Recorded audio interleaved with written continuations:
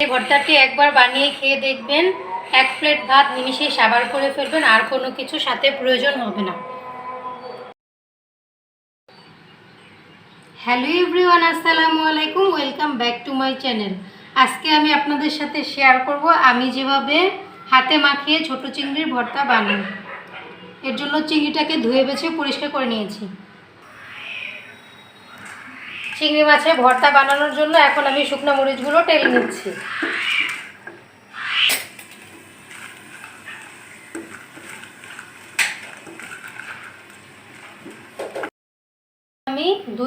এখন আমি দুইটা পেঁয়াজ ভেজে নেব।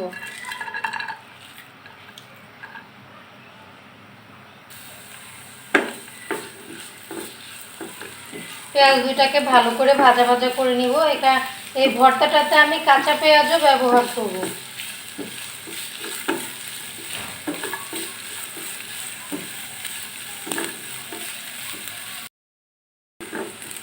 পেঁয়াজটাকে আমি বাদামি করে ভেজে নিয়েছি, আর ভাজবো না, এতটুকুই চলবে।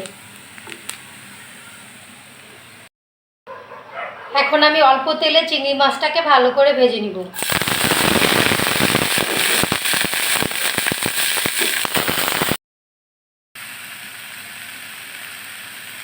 চিংড়ি মাছটাকে আমি অল্প আছে 2 মিনিট ভেজে নেব।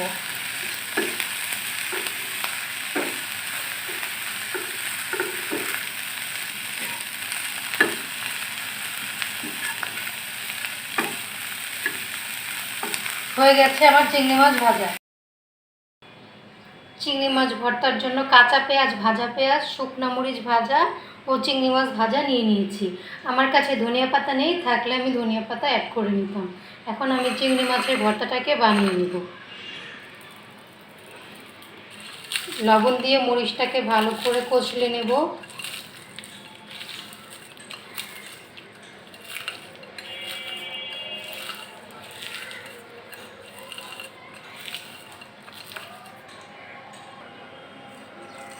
শুকনো মরিচটাকে ডোলে আমি মিহি করে নিয়েছি।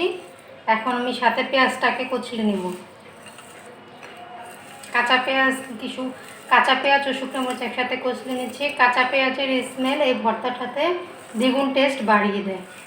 আপনাদের কাছে ধনিয়া পাতা থাকলে এই মুহূর্তে ধনিয়া পাতা দিয়ে দিবেন। আমার কাছে ধনিয়া পাতা নাই, তাই দিতে পারছি না।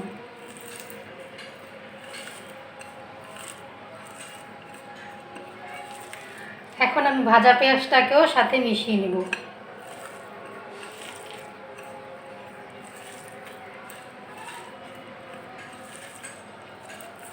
সুন্দর একটি স্মেল এসেছে।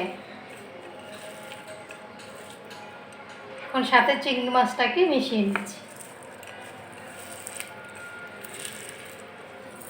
আমার বানানো হয়ে গেলে শেষে দিয়ে দেব অল্প একটু সরিষার তেল।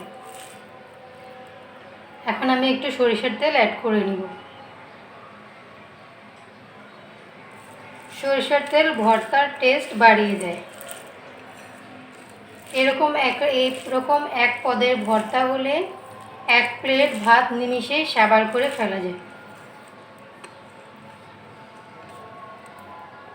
রেডি হয়ে গেল আমার ছোট চিংড়ি মাছের ভর্তা।